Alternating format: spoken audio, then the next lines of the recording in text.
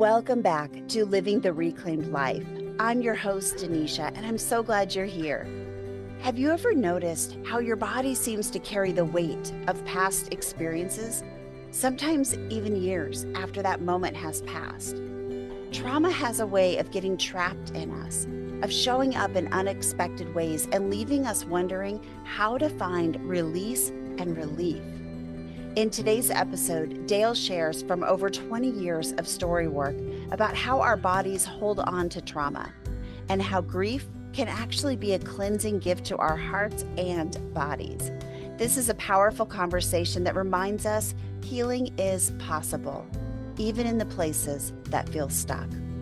And before we jump in, I want to remind you about the Reclaimed Story app. Inside, you'll find a safe community of women, daily encouragement, scripture, and resources designed to help you walk your own journey of healing. It's free to download on the Apple App Store and Google Play, and we would love to connect with you there. Now, let's step into this conversation with Dale as we explore how to release the trauma our bodies so often hold. Today, we have Dale Hodgeson back on the podcast. You guys, if you missed the last podcast, episode 151, you are definitely want to go back and listen to that. It was so good. We talked about rupture in relationships. We talked about repairing those relationships. We talked about hope, trauma. Oh, such a rich conversation. And today is going to be, again, a rich conversation. We are welcoming Dale back to the podcast. He has walked alongside others in story work, which he really covered in the last episode, what story work is, for over 20 years. He has training from the Allender Institute in Seattle and Open Hearts Ministry in Michigan.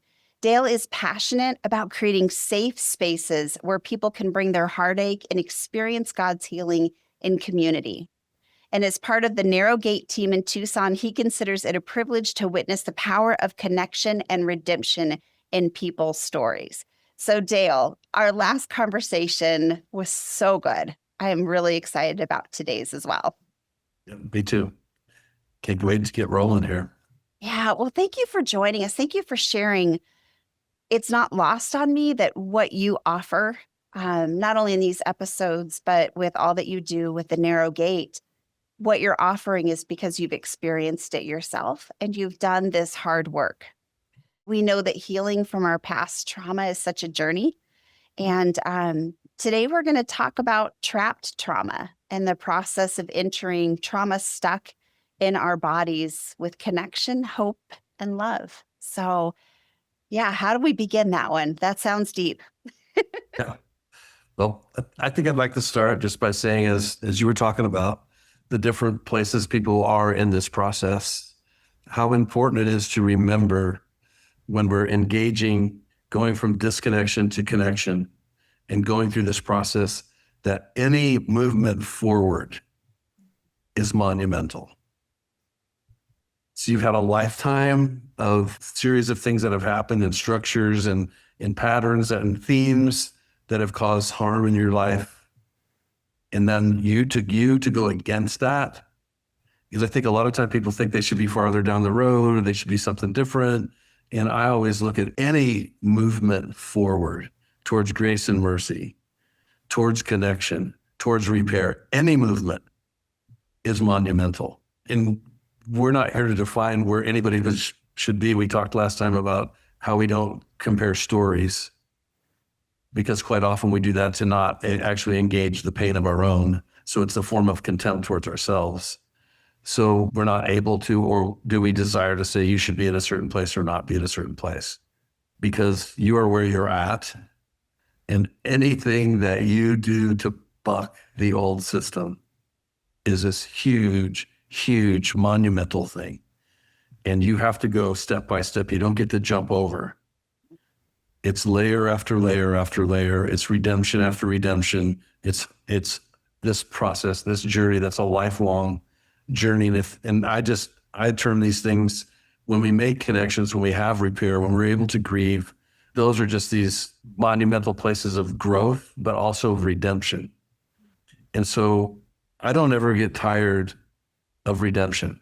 that takes us kind of into this subject of stored trauma stress in our bodies, because like we never stop getting traumatized in our life. And I mean, yeah, I think it's pretty much impossible to not be traumatized in your.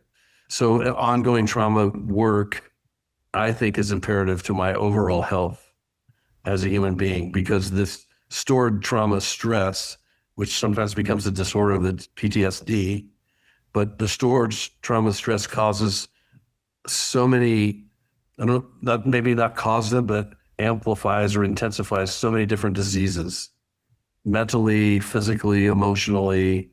And so we see that in the chronic pain, the chronic illness in the United States, the billions and billions of dollars in depression drugs, anxiety drugs. And I'm not condemning those. I'm just saying they're byproducts.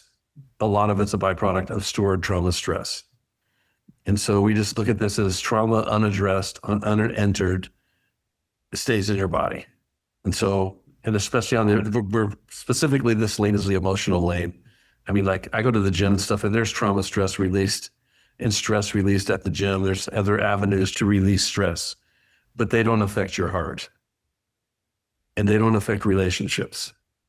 And so that's what's so important about this particular lane that we're in, is this is about my heart. This is about relationships, and this is about love. And trauma, in its power to disassociate and disconnect, it ruins and cheapens intimacy and love.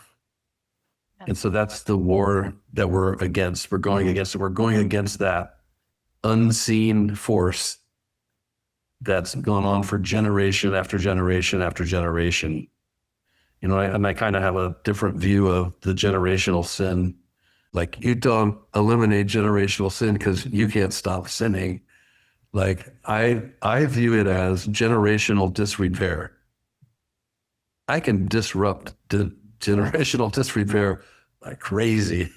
And so, I mean, there is some play that comes into these things. So if you hate evil, I can't eliminate sin out of my life. So I can't change generational sin through perfection. I ruin generational disrepair through repair, if that makes sense. That's so good. Yes. So my failure is the launching point to connection. And there's so much freedom when I'm not trying to be perfect. And so that's just another piece to look at as we're going into this longevity of why we would stay in a story work type place. And I always look at it in the realm of care. Like, we do these groups, but we don't give advice. We're not looking to change you. And we definitely can't help you. You can only help you. I like to call these groups care groups. So we come into a place where we can care for you. And we care so much about you that we will say some really difficult things to you. And we're okay disrupting you. We're okay with your discomfort. And we're okay sitting with you in the deepest place of your pain and being on the blessing team and encouragement team when you're in those places. So, you know, as we just step into more of the process we talked about before, but only with a view of, we got all this information, scientific information of our brains, our bodies, how they interconnect, what goes on with them. And then, so I want to use these tools moving forward in my life through my own choice to deal with the trauma stress that's still in my body. And I still have childhood trauma stress in my body. I get triggered, and you know, I come from a place where there wasn't a lot of talking. I mean, there was no connection. There was a lot of silence and fear and anger at the house I grew up in. So I don't have a lot of stories, and I spent some time fragmented. So I don't have a lot of remembered stories. I can tell you 20 stories when something went flying across the room. Didn't happen. But my body remembers all of it. And so when I get that feeling and it pops back up, I have opportunities then to care for those places in my life. And there are stories that do come up as time goes on. And that's what our story work is like, where, as an advocate for my young heart, what story do I need to tell on behalf of that harm that was done to me. And so that's part of this power of this process. And it's also this connection piece. So I'm really connected to my young self through these, like, I don't think there's a kid living in me. So I'm just I use young heart just because it's me. It's adult me, but my body is taking me back to young me.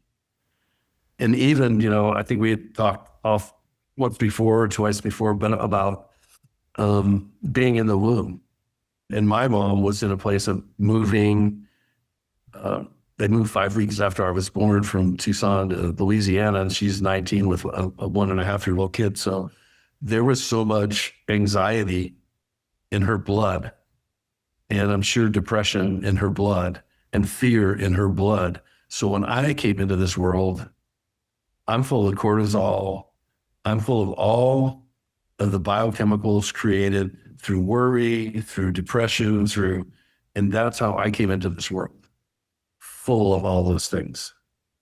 Yeah. And so it's just good to know. And part of this process of dealing with this ongoing traumas is to know where you came from. Where did I come from? And I look at that through what was done to you and what was not done for you. And then the next question is, how did I get here? And so that for me is what have I done with myself in light of this story? And then where am I going is how will I choose to deal with my own young heart and the hearts of others? Mm.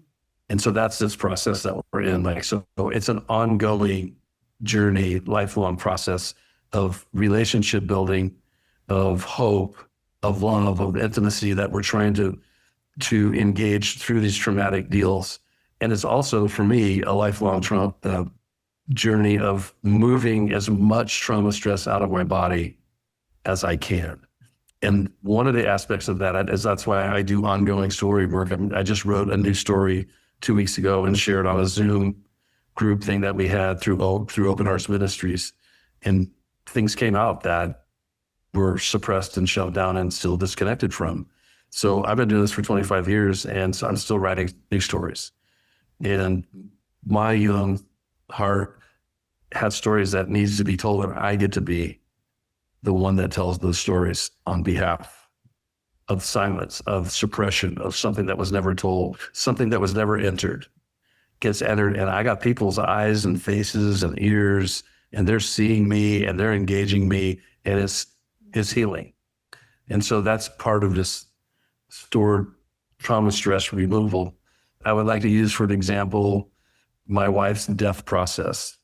And she passed away 6 years ago of ovarian cancer. And we had just come out of the Allender training in 2016, 17, and we were on fire. We were just going to set the world on fire doing group stuff.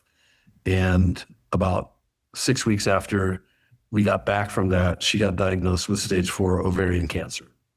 So I think some of the things that came out of our training there had to do with regulation, had to do with touch, had to do with these really basic connections you make as a human being. And more, I feel this is my interpretation of that at a younger stage, like a little kid needs held. And the chemical reaction that happens when being held. So her death process was like 18 months, and it required her to suffer greatly. And I suffered greatly with her. My family suffered with her as well. But while she was alive and we were doing these things, we just did a lot of touch. I rubbed her in different places, and when she's suffering, when she's dry heaving from the chemo. And so you have lotioning because all of her skin's dead and it's dry, and just putting lotion. And I was somewhere in the hospital, and she had low white blood cells. She had to gown up and all that stuff. And this is where I really noticed it. I was rubbing her back, like I do a lot during that process. And then somehow something happened, and I took my glove off to do something, and I started rubbing her back again. I'm like, that feels good. And then that's when I noticed like this reciprocal connection in suffering. And so we purposely engaged in different processes to mitigate to take away some of the trauma stress as it came. But this is more trauma stress than you can digest. So it's a lifelong process to begin to keep moving that out of my body. And hence we're talking about why it's important to do that. So we, crying together, touch was a big deal. And just, weeping, grieving was a regular part of our process that we intentionally did. And talking about things, talking about her death, talking about her ascension, talking about when she's gone, what's it going to be like, and having those conversations so that it's all connection and it's all this biochemical thing that goes on and I think that's where this really came to a lot bigger focus as far as the connection piece for me is when somebody's going to die, it strips away a lot of barriers and you just can connect in this really deep place. And that's what I felt the most in this process with Cindy is like you're moving, like I'm moving right now, like my body's moving and it's got things going on inside of it that are healing. They're not detrimental to me. My tears are never detrimental to me. They're also carry their own things out of my body, and I know how to cry and I know how to groan. And it's taught me a lot of stuff about my body in this process.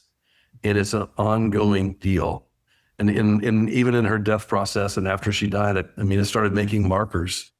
And I would make markers and celebrate or notice different times to invite either my family in to mourn with me, because mourning is when we bring other people into that, and also for times for me to just grieve. And I'd have markers and pictures and bring things in and build fires and burn things and it's all this process of connection and movement. And so I just wanted to bring that up just to say, like, I'm still processing trauma stress from Cindy's death process. It still pops up with those grief spurts that pop up out of nowhere and just grab you. Also just the loneliness piece that just bites at you. So there's other things that come along with this process, but I'm just bringing this up to say that the importance for me and that I invite other people into is if it's unengaged, it stays. And over time, it causes your body problems. It causes health issues. It causes relational issues. So I'm just an encourager of that. And the space of care that we've created and are trying to expand and grow would be the place, to have grief groups, to have opportunity. But I've used this material in my team. We've been through a bunch of stuff and they have walked with me through my grief process with Cindy. When I go to Open Hearts Ministries, before we lead groups for a week, we have 5 groups of our own that work on our own stories before we do 12 groups. And I bring stories of Cindy's death. Been for the last 6 years, been bringing stories of her death where I've been harmed and where they catch me and they care for me. So it's not just my childhood past, it's current life and death. And there's so many deaths in life with losing jobs, with losing people, all kinds of things that happen in life where you had this thing and now it's gone, that, we don't want to forget those things either. And we don't want to forget our current life where we need care. And, as we're talking about this, it's also good to have done this work because your young part of you will show up in your grief. And the one thing I've noticed, especially in suffering, that we get young. Mm-hmm. And you'll use young words like scary, and it'll be that part of you that remembers suffering of some sort or powerlessness will be up in the front part of your being. So that's also really good to be aware of, because then you can care for that young part of a person as well as their adult self. And that was really instrumental for Cindy and myself, because we can tell when we're really young. So sometimes you have 2 young kids grieving because we're just we're not in the present. Like, we are totally triggered. And those are some of the sweetest moments we had because we knew each other. We knew each other there. And I just think that's another benefit of doing this kind of story work is just that level of intimacy and connection plays out in our current life, even in bad things like loss. And so it just adds another element of sweetness and goodness and connection, even in loss. And I just want to add that piece to it before we move into, some other things we can do to do some long-term care as far as trauma staying in our body. Dale, thank you so much for sharing about Cindy. I know that's still a tender part of your story and probably always will be. Yeah. The permission that you both gave yourselves to grieve together. And even now, 6 years later, for you to be able to still enter that process of grieving is so beautiful. I wonder if that's something that we try to escape or try to move through very quickly.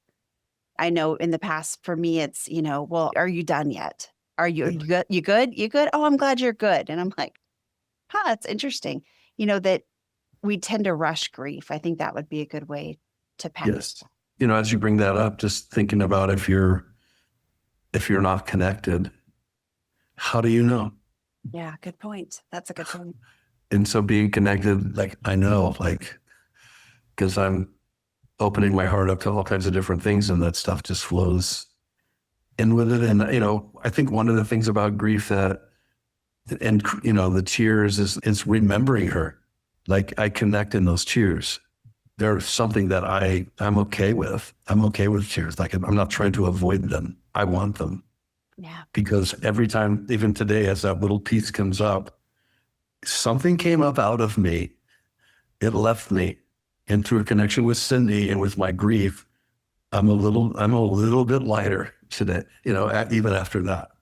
And so it's something that I've learned to embrace and look forward to it and create sometimes some spaces to make that happen. Yeah. To let the steam out and the stress out and also remember Cindy in that. Trauma is an interesting piece, isn't it? How just the different ways that it affects our bodies and like you said, how it comes out. That's a little bit more out of you, in those moments. Yes. So often we try to just shove it under the rug or try to man up through it or not process the tears. That's something I really appreciate about you is you give permission for those you work with in story group to have tears, that tears are okay, that they're celebrated and not shoved down. Yes, for sure. So how does that impact our body when we release some of that emotion? How does that impact us? I could give you a semi-crude description. When you get really sick to your stomach and you just feel awful, and then you just throw up. It comes out of your nose and you taste all that acid and you get it all cleaned out. And then you're like, you feel better. I would describe it in the group setting, especially as, because we enter a lot of harm, and you've experienced this, I believe, in the podcast weekend where we enter a lot of harm together. And at the end of the group, before we leave, we're laughing. We are in awe. We are lighter. And so I always experience something like that as we go through these group process deals. So my opinion of that is the crying, the tears, the connection to that emotion is letting something out of me. I have a couple of patterns of tears. And one of them that I seem to enjoy the most is like a panting of my stomach. And it's one of these things that just catch you. And you're panting, and there are some tears, but not many. And over the last 6 years, I've become able to relax within that and let that continue to go for a while and not shut it off. And all of that panting and all that movement, it's this stress coming out of my body. It's a release. And that's why I try to stay in it and not get in my head and click out, because I can't get in on my own. So it's something that comes, but that's the one I feel gives the most relief for me. And sometimes you'll have hardly any tears, but they're huge and they just drop. So I think there's different ways our body actually releases tears. I've never So thought about how my tears come out before. That's interesting. I don't know all of the chemical mixture of the tear things that are coming out, but there is also a healthy benefit of our tears coming out. And there's a function of that, of those tears and grief. So yes, they are welcomed and encouraged. That's why it's such a one of the many reasons it's such a safe space to come and do story work with your team. Yes. There's some other things that they're not necessarily in the realm of doing a story work, but it's in the realm of being aware and choosing. And we'll keep going back to regulation, re-regulating, co-regulating. And that's a choice that we can make. And, I think in our group times, we'll use regulating and re-regulating during stories where we go out of the realm of tolerance, and you're in a 10 and you should be at a 6 or a 7 on the scale, as if you could measure one, but you sense those things. And we know when you're on the far end of hyper or hypo, any story work that we do is not going to connect your heart because you disconnected. It is a form of disassociation. So those things are important in our group time. And so we do use the breathing techniques throughout our group time. And then even as a leader, I'll use those because I'm deregulated. So it's important also as you're leading in a group that you stay regulated. And so I use the breathing thing all the time. And what I love about it in the group setting is this is co-regulation. Mm-hmm. Like there's this flavor of bonding in our breathing. Yeah. Yep. And so there's just a little hint of this connection that you feel in your body. And so I think that's important to remember too, is about the group work of this multi-layered piece of connection. It's many different places. And I think we did that little experiment with when you guys were there. We had lunch and then we played a game, right? Yeah. Yes. That was fun. So we used that to illustrate coming out of the trauma work. Then we shift. Everyone shifts as we walk into the kitchen. As we start putting lunch together, everything lightens. Yeah. Everyone becomes a different kind of person, and we eat and we enjoy. We smell. We taste.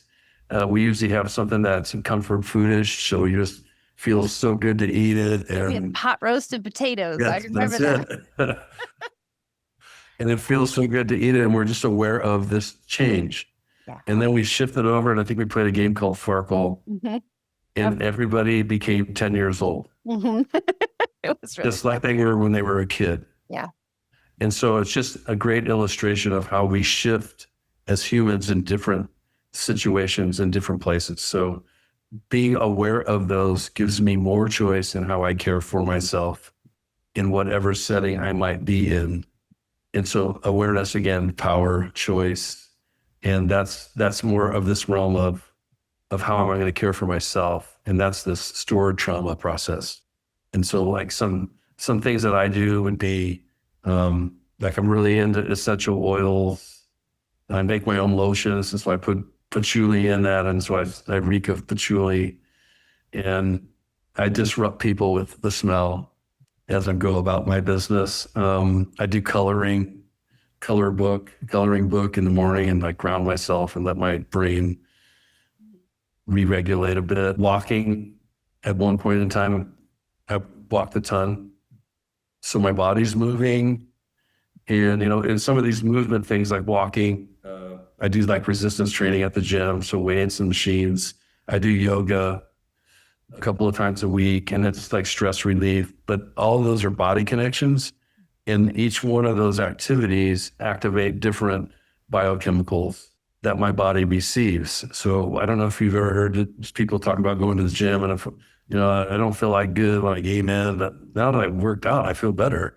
Well, that's your body responding to your moving in the things that you're doing within the gym. So even to be aware of your body when you go for a walk, when you go to the gym, when you color, when you are doing any of these things, just this awareness that I can control some of the chemical or the biochemicals that are coming in and out of my body, so I can regulate my body in different ways. And so I purposely schedule. They don't always happen on the schedule, but I have a rhythm of this care for my trauma, stress that's in my body, and an awareness of what my body's doing to help move that out and bring in healing through the endorphins and adrenaline and dopamine and all the other reward center things that happen in some of those things. So those are other avenues on top of this kind of group work that you can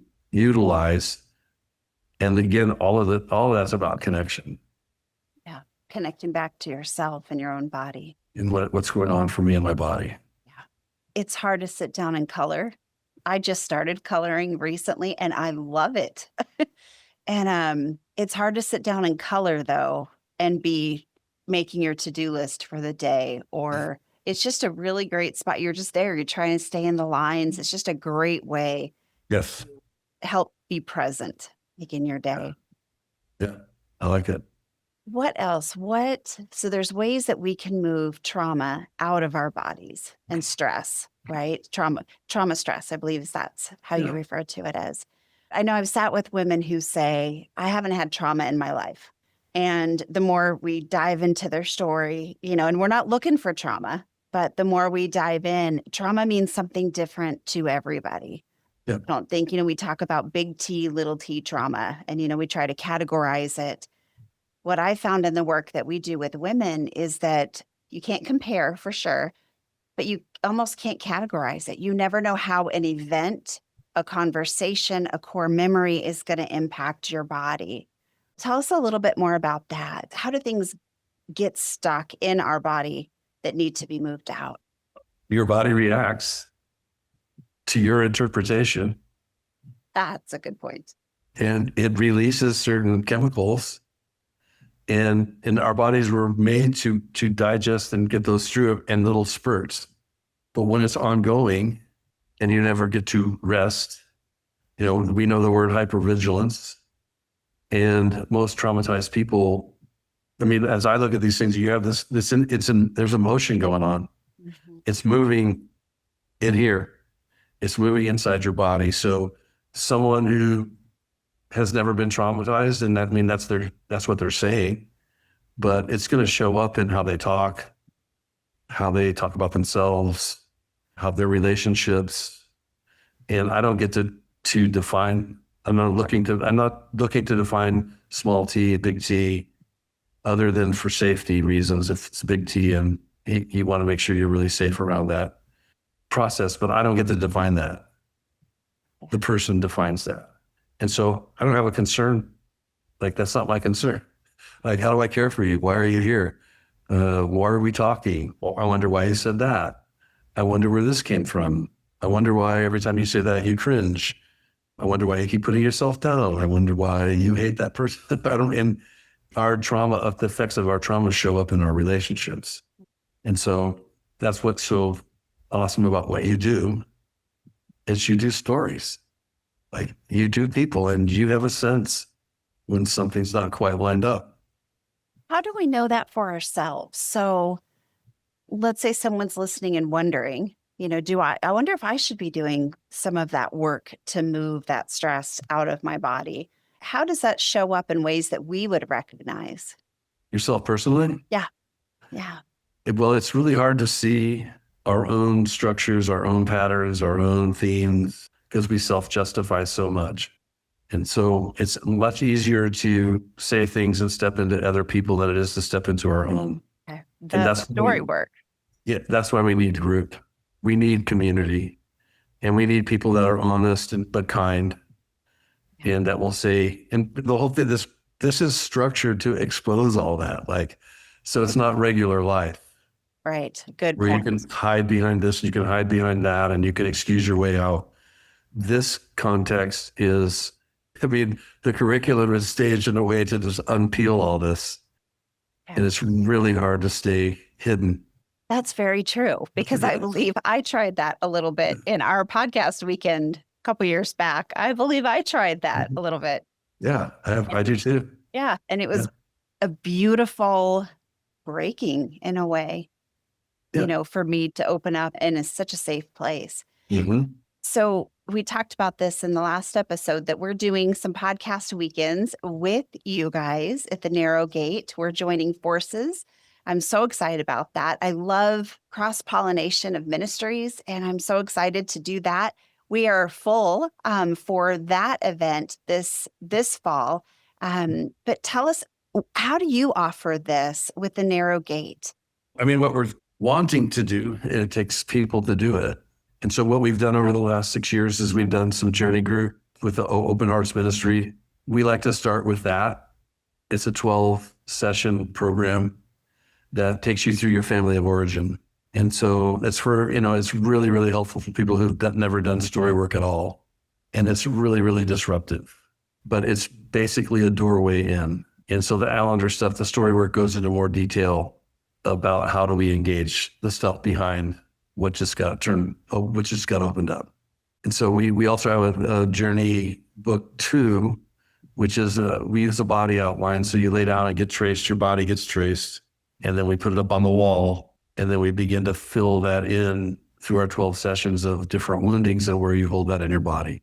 And that's just an awesome process. I mean, because you're up on your feet and you're using right, left brain, and there can be creativity. And one of the things I love about the group work is it's group work. Like, people in the group are a part of the whole thing. Like, and when you have a good working group, then you don't have to do a whole lot. Like, and so it's so cool. I love Journey 2 just because it's a little easier. It's a little slow letters, slow moving. But the story's there. You don't have to remember it. It's written, it's drawn out. But the things that the participants see, and maybe this might be literally their second group time together. And I'm just saying that anybody can say something and have a profound impact on the group. And it happens every single time. And to me, that's just the Spirit of God moves, and he moves through people. Like, if you're in our group, there's words that only you can say. No one can say the words that you can say because it's going to come through your grid. Right. And through your story. So you'll see a special flavor or a taste or a thing that no one else in the group can see.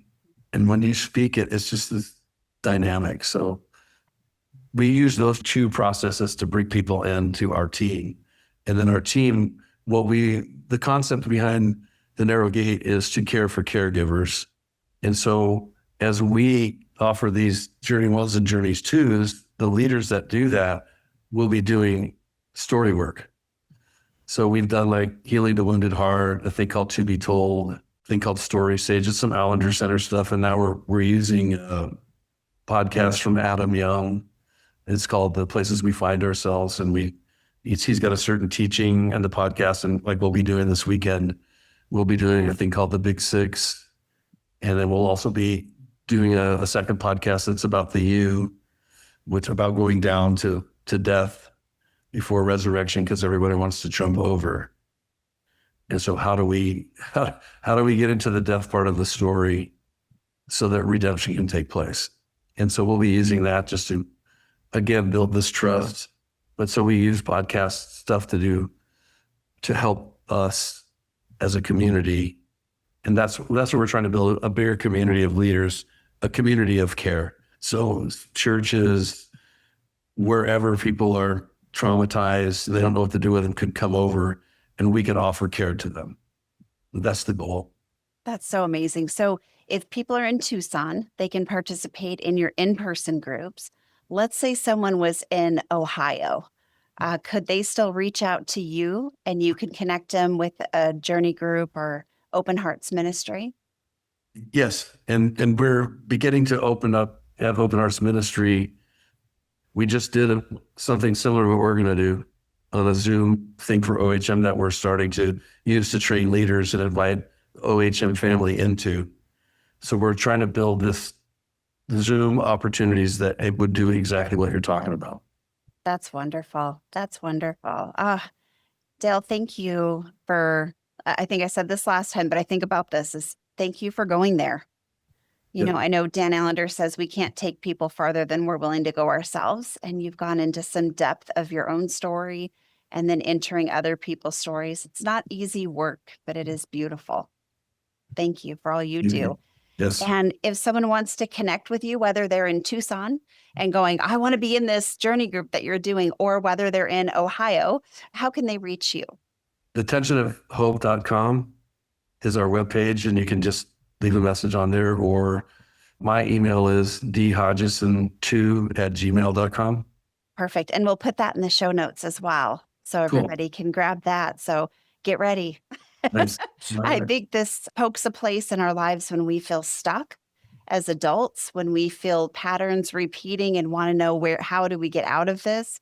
It's going back to where they originated from and doing the story work. So thank you for engaging in this process and for leading others into doing their own process of it. Thank you. Really appreciate it. Thank you. I look forward to having you back on the podcast. There's about 100 different topics I think we could list that we could have some really robust conversations on. So we'll have to do this again, sir. Okay. Thank you. Thanks for listening. I pray you found hope in today's conversation and maybe even feel a little less alone in your story. Stay connected with us on Facebook and Instagram at Reclaimed Story. Want to learn more about living a reclaimed life and how you can be a part of our growing community of reclaimers? Check out our website at reclaimedstory.com. All of those links and more will be in the show notes. And if you enjoyed this inspirational podcast, be sure to subscribe, rate, and review. Not only will you be the first one to know when new content comes out, but it is also a huge help in helping us reach more people to live the reclaimed life.